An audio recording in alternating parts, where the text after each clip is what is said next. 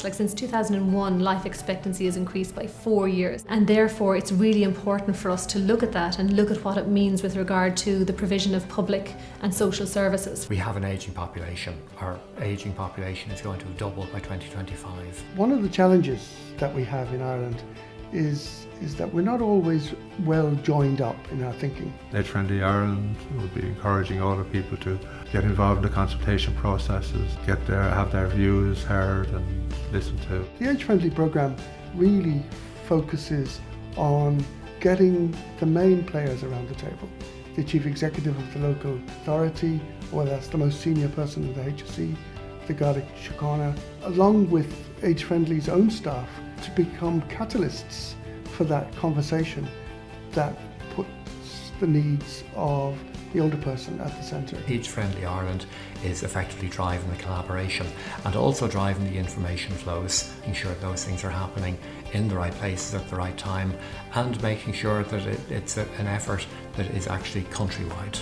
And the Age Friendly programme provides an infrastructure for all of these people to come together with that common vision. It has made them think about how better to use resources, looking at the national strategies like Healthy Ireland and Positive Ageing Strategy. How can that be brought to reality? And these programmes on the ground have managed to bring government policy into reality. The difficulty is always lifting a policy and a strategy off a page, having like a local committee, a local alliance that results in something real. But there's no doubt that with the kind of infrastructure being provided to the Age Friendly City and County programme and what we're trying to roll out with Healthy Ireland and Health and Wellbeing and the demonstrable alliances and acknowledged and recognisable alliances, that we're in a far better position to envisage and create a much more positive environment for people as they age. The plan that each county adopts, their strategy, has its basis in going out to the communities where older people live. The lived experience of people in the community is translated into that strategy. It becomes much more accountable. And health can very much come to the table and play its part. And what we've been doing over the last 2 years is really dialing up our contribution and saying, actually, here are the services that we're offering. This is how services need to change into the future. And at the very local level, through the local structures and through the alliance, looking to see how our local health partners can play more of a contribution, whether that's the opening time of clinics, whether it's a different kind of service, whether it's a reach out service. And in the longer term, looking at how we can provide and change services that are not so hospital-centric, that are looking at supporting people to live at home as they age. The Age Friendly Counties Committee allows An Garda Síochána to hear the higher level issues that are being brought to the attention of local authorities, to the HSE. Also ensures that feedback is relayed to the community Gardaí who engage with the older community and indeed other communities on a daily basis. Planners are now looking at building homes for life.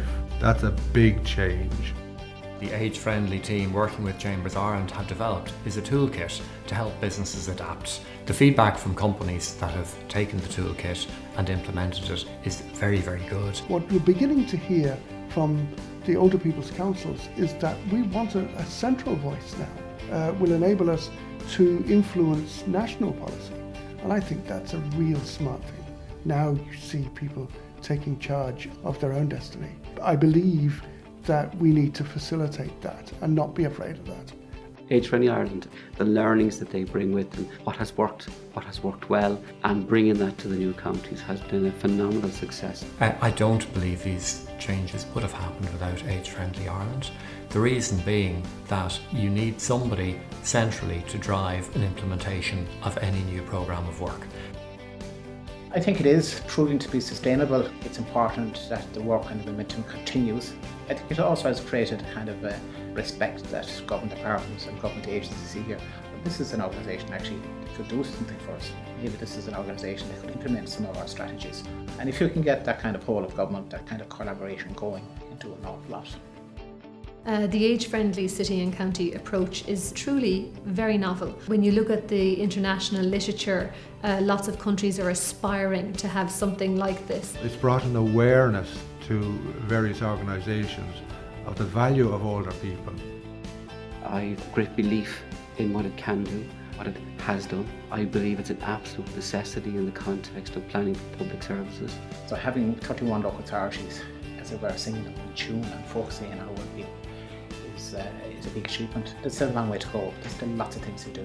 Now we are seeing growing old as a resource rather than a burden. And I think Age Friendly have enabled us to change that mindset.